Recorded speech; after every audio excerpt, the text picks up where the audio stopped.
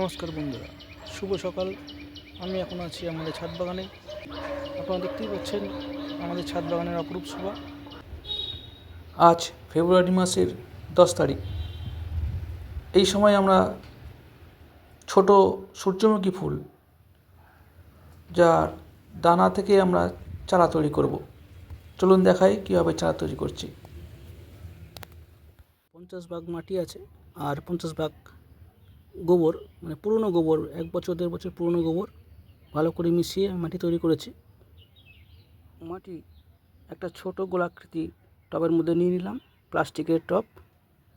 এর মধ্যে এবার দানাগুলো দিয়ে ওপর দিয়ে মাটি চাপা দিয়ে দেবো। মিনি সানফ্লাওয়ারের দানাগুলো দেখতে পাচ্ছেন ভিজিয়ে রেখেছিলাম।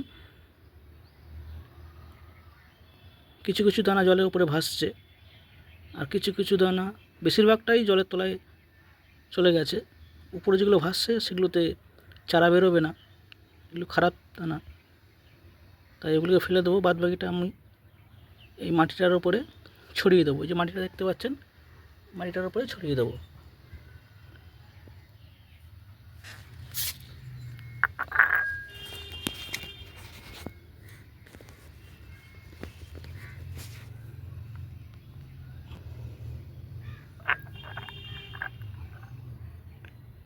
এই দানাগুলো মাটির উপর ছড়িয়ে দেবো। সব দিকে ছড়িয়ে দেবো যাতে এক জায়গায় না হয়, বিভিন্ন জায়গায় থাকে। অল্প করে ভিজিয়েছি, তাও এখানে অনেক গাছ হবে। আপনারা দেখাবো গাছ যখন চারা বেরোবে।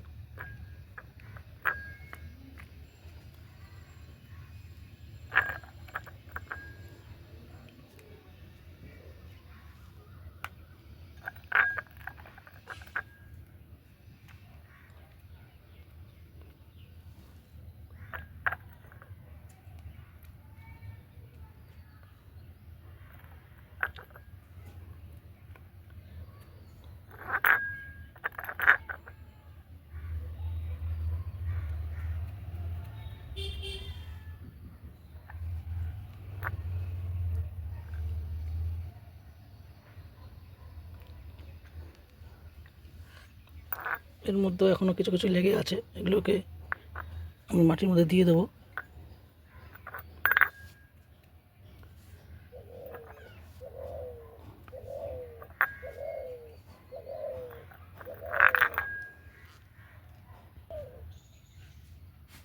এই মাটিটার উপর দিয়ে হালকা করে এবার গুঁড়ো মাটি একটু ছড়িয়ে দেবো। বেশি মাটি দেবো না, হালকা করে অল্প অল্প করে গুঁড়ো মাটি ছড়িয়ে দেবো যাতে দানাগুলো ঢাকা পড়ে যায়।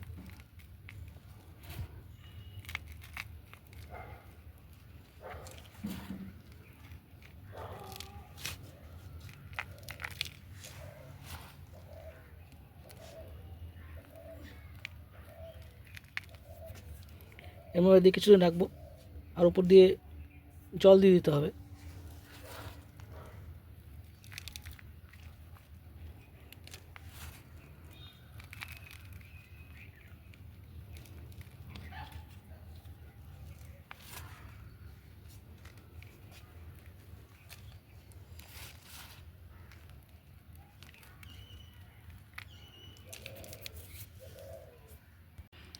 এবার মাটিটাকে হালকা করে ভিজিয়ে দেবো।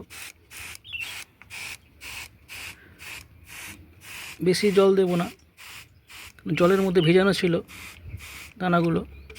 এবার হালকা করে ভিজিয়ে দেবো, আর খেয়াল রাখবো যাতে পুরো শুকিয়ে না যায়। যখন শুকিয়ে যাবে আবার জল দিয়ে ভিজিয়ে দেবো।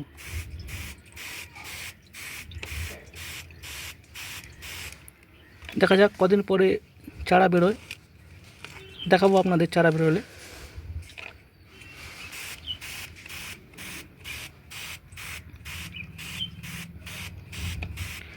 আপনারা এইভাবে বাড়িতে চারা করতে পারেন।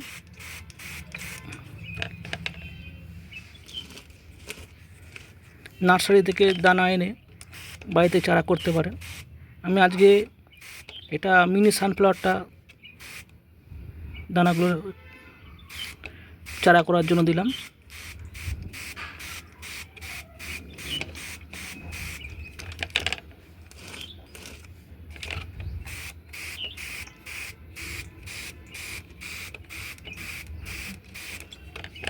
এমনভাবে জল দেবো যাতে জমে না থাকে।